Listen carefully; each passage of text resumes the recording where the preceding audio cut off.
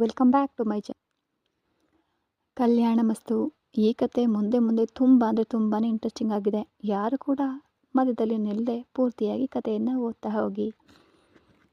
ಆ ಪತ್ರವನ್ನು ನಾನು ಊರಿನಲ್ಲಿರುವ ರಾಮ್ ತಂದೆ ತಾಯಿಗೆ ತಿಳಿಸೋಣ ಅನ್ನೋ ಅಷ್ಟರಲ್ಲಿ ಚೆನ್ನೈನಲ್ಲಿದ್ದ ರಾಮ್ನ ಹೆತ್ತವರು ಕಾಶಿರಾಜನ್ ಊರು ಬಿಟ್ಟು ಅಡ್ಬಿಟ್ಟಿದ್ದಾನೆ ಅಂತ ನಂಗೆ ತಿಳಿಯಿತು.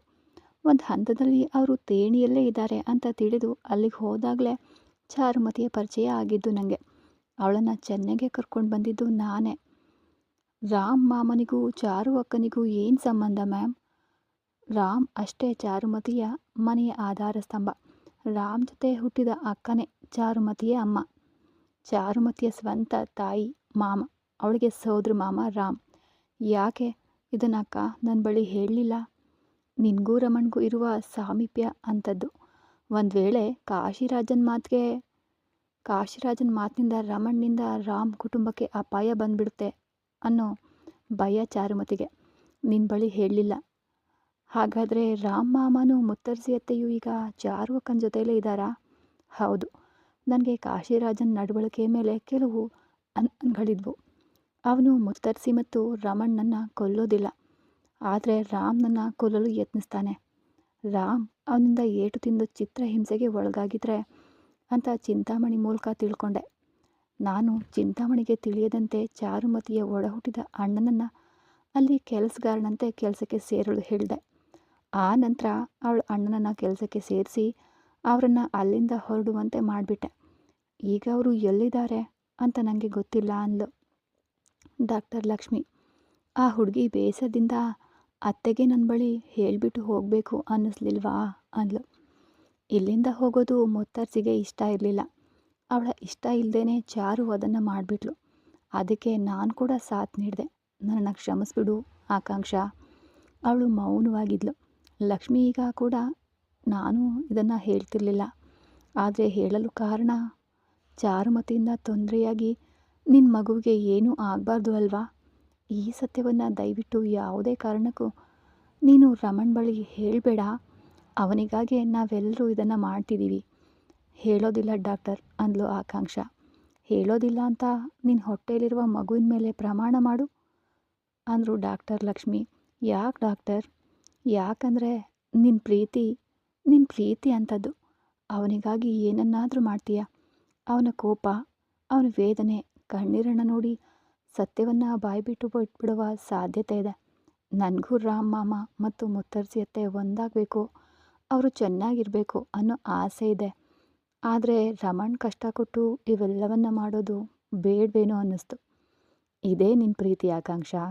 ಚಾರುಮತಿಗೆ ನೀನು ಅಂದರೆ ತುಂಬಾ ಇಷ್ಟ.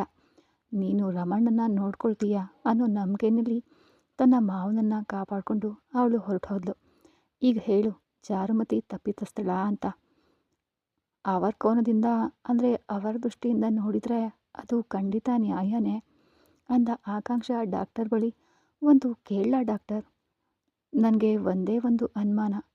ಚಾರು ಅಕ್ಕನಿಗೆ ಅತ್ತೆಗೆ ಮುಂಚೆಯೇ ಗೊತ್ತಿತ್ತಾ? ಇಲ್ಲಮ್ಮ, ನಿನ್ನ ಬಳಿ ಕತೆ ಹೇಳಿದಾಗಲೇ ಅವಳಿಗೆ ಗೊತ್ತಾಗಿದ್ದು. ಇನ್ನೊಂದು ಅನುಮಾನ ಹೇಳಮ್ಮ. ಡಾಕ್ಟರ್ ವಿಜಯ್ ಕಾಶಿರಾಜನ್ ಮಗ ಅಂತ ಚಾರು ಅಕ್ಕನಿಗೆ ಗೊತ್ತಿತ್ತಾ? ಡಾಕ್ಟರ್ ವಿಜಯ್ ಮತ್ತು ಚಾರು ಆಸ್ಪತ್ರೆಯಲ್ಲಿ ಒಟ್ಟಿಗೆ ಓಡಾಡ್ಕೊಂಡಿದ್ದಾಗ ಯಾರ್ದೋ ಮೂಲಕ ಅವಳಿಗೆ ಬೆದರಿಕೆ ಕರೆ ಬಂದಿತ್ತು, ಅವನ ಜೊತೆ ಇರಬಾರ್ದು ಅಂತ. ಅವಳು ನನ್ನ ಬಳಿ ಬಂದು ಹತ್ಕೊಂಡ್ಳು. ಅವನು ಯಾರು ಏನು ಅಂತ ನಾನು ವಿಚಾರಿಸಿದಾಗಲೇ ಗೊತ್ತಾಗಿದ್ದು ಅದು ಡಾಕ್ಟರ್ ವಿಜಯ್ ಅಂತ. ಡಾಕ್ಟರ್ ವಿಜಯ್ ಅಂತ ತಿಳಿದ ಮೇಲೆ ಡಾಕ್ಟರ್ ವಿಜಯ್ ಕಾಶಿರಾಜ್ನ ಮಗ ಅಂತ ನನಗೆ ತಿಳಿದಿದ್ದರಿಂದ ಅವನ ಬಗ್ಗೆ ನಾನೇ ಅವಳಿಗೆ ನಿಜ ಹೇಳಿದೆ. ಅಂದಿನಿಂದ ಅವಳು ಡಾಕ್ಟರ್ ವಿಜಯ್ನಿಂದ ದೂರ ಇದ್ಲು. ತನ್ನ ಮಾವನಿಗೆ ದ್ರೋಹ ಮಾಡುವವನ ಮಗ ಅನ್ನೋ ಕಾರಣಕ್ಕಾಗಿಯೇ ಅವಳು ಅವನಿಂದ ದೂರ ನಿಂತಿದ್ದಾಳೆ. ಓ, ಅದಕ್ಕೇನಾ ಅವರು ಡಾಕ್ಟರ್ ವಿಜಯ್ ಅಣ್ಣನ ಪ್ರೀತಿಯನ್ನು ಒಪ್ಕೊಳ್ಳಿಲ್ಲ? ಪಾಪ, ಅವಳು ಪ್ರೀತಿಸ್ಬಿಟ್ಟಿದ್ಲು. ಕುಟುಂಬ ಮುಖ್ಯನೋ ಅಥವಾ ಪ್ರೀತಿ ಮುಖ್ಯನೋ ಅಂತ ಬಂದಾಗ ಒಂದು ಪ್ರೀತಿಯಿಂದ ಕುಟುಂಬ ಅನುಭವಿಸಿದ್ದು ಸಾಕು ಅಂತ ಅಂದ್ಕೊಂಡ್ಳು ಆಕಾಂಕ್ಷ. ಅವಳಿಗೆ ಡಾಕ್ಟರ್ ವಿಜಯ್ ಬೇಕೋ ಅಥವಾ ಕುಟುಂಬ ಬೇಕೋ ಅನ್ನೋ ಯೋಚನೆ. ಕೊನೆಯಲ್ಲಿ ಕುಟುಂಬನೇ ಮುಖ್ಯ ಅನಿಸಿ ಅವನಿಂದ ದೂರ ಇದ್ಲು ಆಕಾಂಕ್ಷ. ಹೋ, ಆಗ ಅತ್ತೆ ಮತ್ತು ರಾಮ್ ಮಾಮ ಸುರಕ್ಷಿತವಾಗಿದ್ದಾರಾ? ಚಾರು ಈಗ ತನ್ನ ಮಾಮ ಮತ್ತು ಅತ್ತೆಯನ್ನು ನೋಡ್ಕೋತಾಳೆ. ನೀನು ನಿನ್ನ ರಮಣನನ್ನು ನೋಡ್ಕೊ ಅಂದರು ಡಾಕ್ಟರ್ ಲಕ್ಷ್ಮಿ.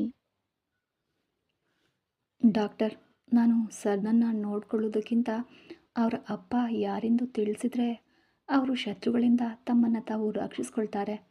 DNA ಟೆಸ್ಟ್ ತಗೊಂಡು ಡಾಕ್ಟರ್ ವಿಜಯಣ್ಣನ ಮೂಲಕ ಈ ಆಸ್ಪತ್ರೆಯಲ್ಲೇ ಪರೀಕ್ಷೆಗೆ ಕೊಟ್ಟಿದ್ದೀನಿ. ಇನ್ನೊಂದು ವಾರದೊಳಗೆ ಆ ರಿಸಲ್ಟ್ ಬಂದ್ಬಿಡುತ್ತೆ. ಅದು ಬಂದುಬಿಟ್ರೆ ಕಾಶಿರಾಜನ ಆಯುಷು ಕಮ್ಮಿ ಆಗುತ್ತೆ.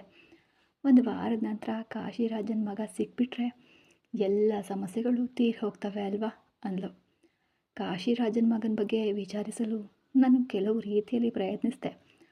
ಅವನು ತಮಿಳ್ನಾಡಲ್ಲಿಲ್ಲ, ಬ್ಯಾಂಗ್ಳೂರಲ್ಲಿಲ್ಲ.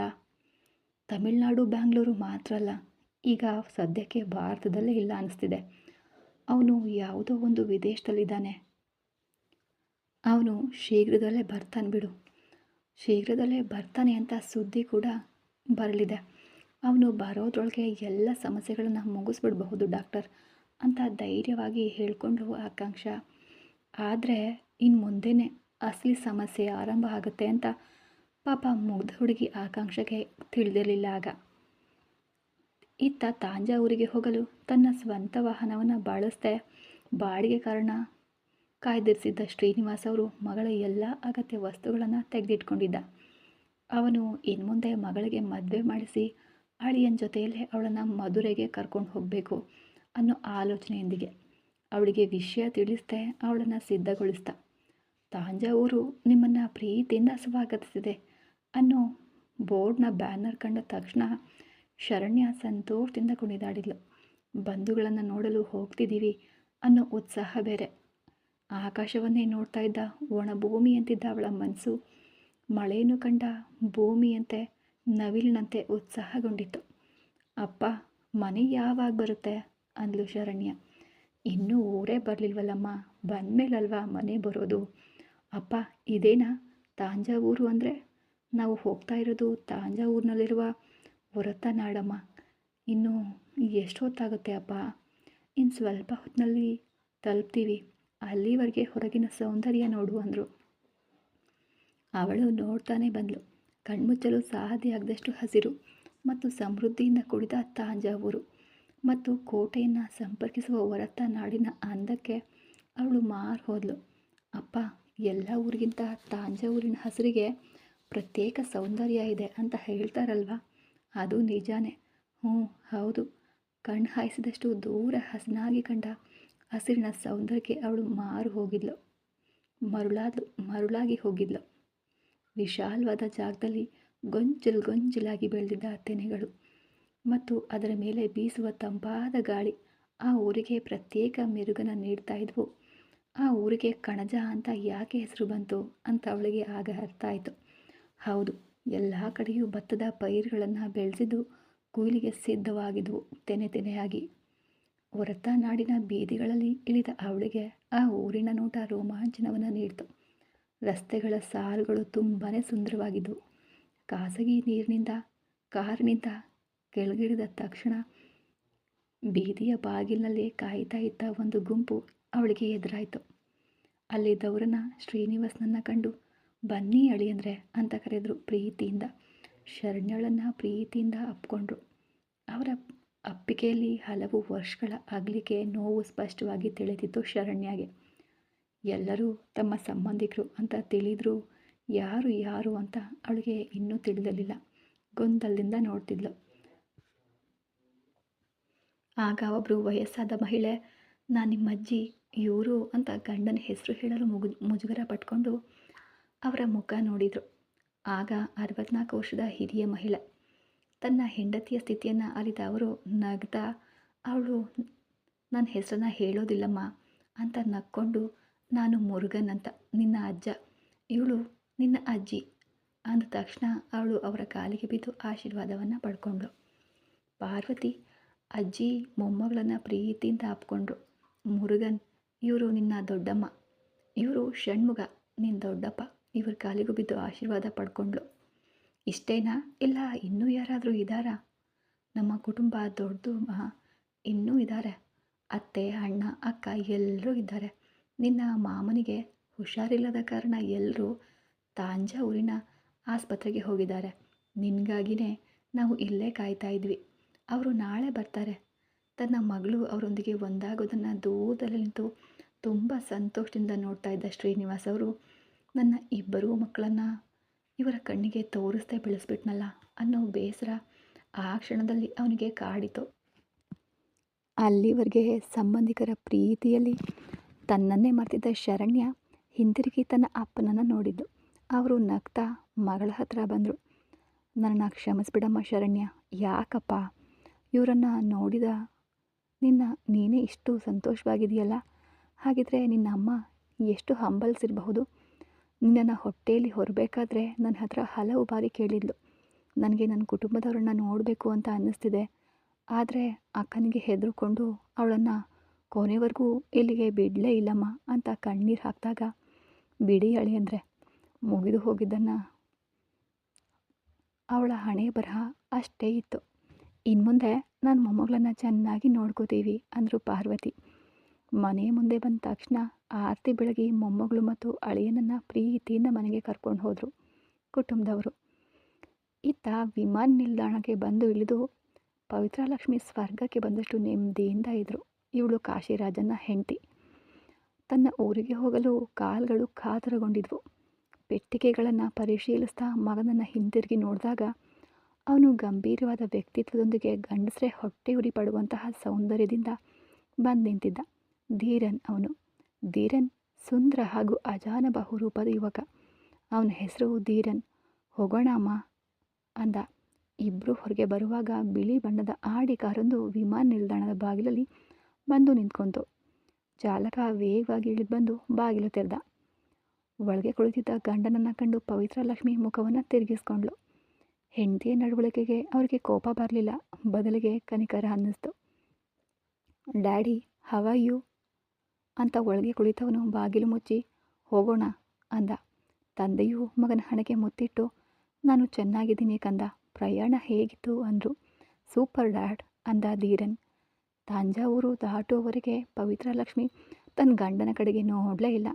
ಹೊರತ ನಾಡು ಬಂದರೂ ಚಾಲಕ ಕಾರಣ ನಿಲ್ಲಿಸದೇ ಇರೋದನ್ನು ಕಂಡು ಮಗನ ಕಡೆ ತಿರುಗಿ, ನಮ್ಮ ಊರು ಬಂತು, ಯಾಕೆ ಕಾರ್ ನಿಲ್ಲಿಸ್ತಿಲ್ಲ ಅಂದು ಪವಿತ್ರ. ಅಮ್ಮ, ಈ ಹಳ್ಳಿಯಲ್ಲಿ ಇರಬೇಕಾ ಅಂದ ಧೀರನ್.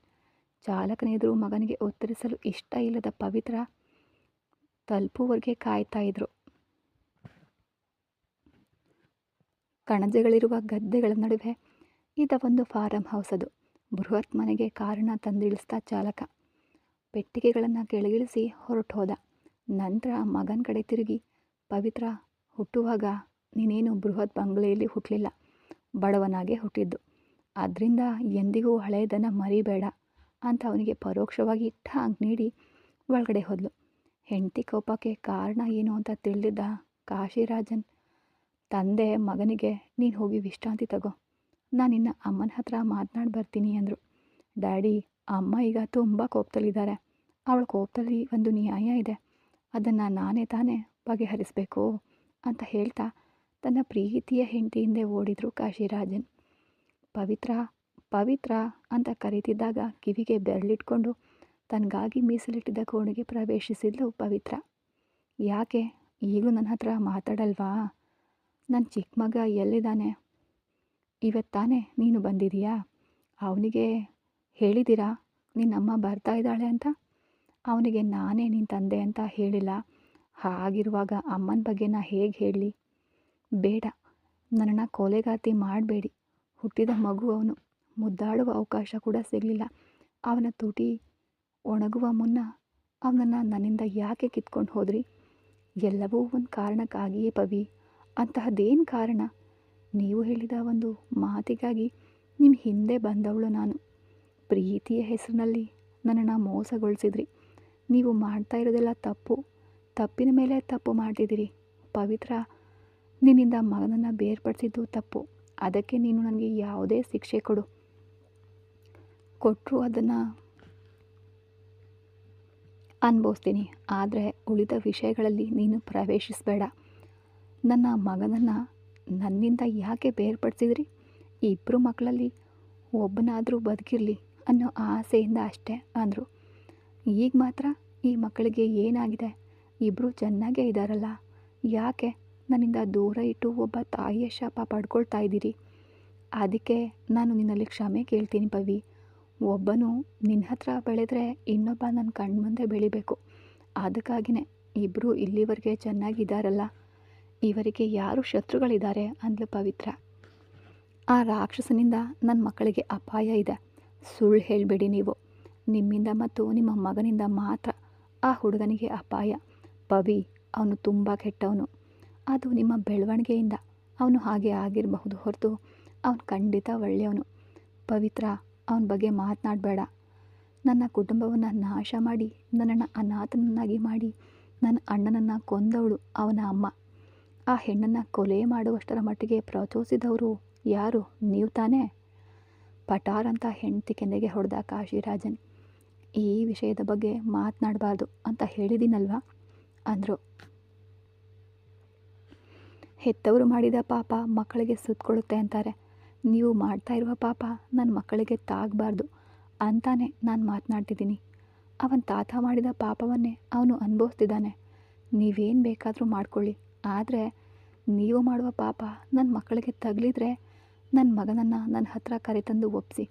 ನಾವು ಇಲ್ಲಿಂದ ಎಲ್ಲಾದರೂ ದೂರ ಹೊರಟು ಹೋಗ್ತೀವಿ. ಓ, ಎಲ್ಲಿಗೆ ಹೋಗ್ತೀಯ ಪವಿ? ಹಾಗೆ ಹೋದರೂ ನನ್ನ ಹಿರಿಯ ಮಗ ನನ್ನನ್ನು ಬಿಟ್ಟು ನಿನ್ನ ಹತ್ರ ಬರಲಾರ ಅಂದರು ವ್ಯಂಗ್ಯವಾಗಿ ಕಾಶಿರಾಜನ್. ನನಗೆ ನನ್ನ ಮಗ ಬೇಕು. ಅವನ ಹತ್ರ ಇನ್ನೆಷ್ಟು ಮಾತನಾಡಬೇಕು? ಯಾವಾಗ ವಿಜಯನನ್ನು ನಿನ್ನ ಬಳಿ ತಂದು ಸೇರಿಸ್ತೀನಿ ಅಂತ ಹೇಳಿಯೇ ತಾನೇ ನನ್ನ ಭಾರತಕ್ಕೆ ಕರ್ಕೊಂಡು ಬಂದಿದ್ದು. ನನ್ನ ಹಿರಿಯ ಮಗನ ಮದುವೆ ಮತ್ತು ನನ್ನ ಕಿರಿಯ ಮಗನ ಆಗಮನ ಶೀಘ್ರದಲ್ಲಿ ನಡೀಬೇಕು ಅಂದ್ಲು. ಖಂಡಿತವಾಗಿಯೂ ಕರ್ಕೊಂಡು ಬರ್ತೀನಿ. ಅವನನ್ನು ಕರ್ಕೊಂಡು ಬರೋವರೆಗೆ ನಾನು ನಿಮ್ಮೊಂದಿಗೆ ಮಾತನಾಡೋದೇ ಇಲ್ಲ ಅಂದ್ಲು. ನನ್ನ ಮಗನಿಗೆ ನನ್ನ ಕೈಯಾರೆ ತಿನ್ನಿಸ್ಬೇಕು. ಮೊದಲು ಅವನು ನನ್ನನ್ನು ಅರ್ಥ ಮಾಡ್ಕೊಳ್ಬೇಕು. ಅವನ ಬಾಯಾರೆ ನನ್ನನ್ನು ಅಮ್ಮ ಅಂತ ಕರೀಬೇಕು.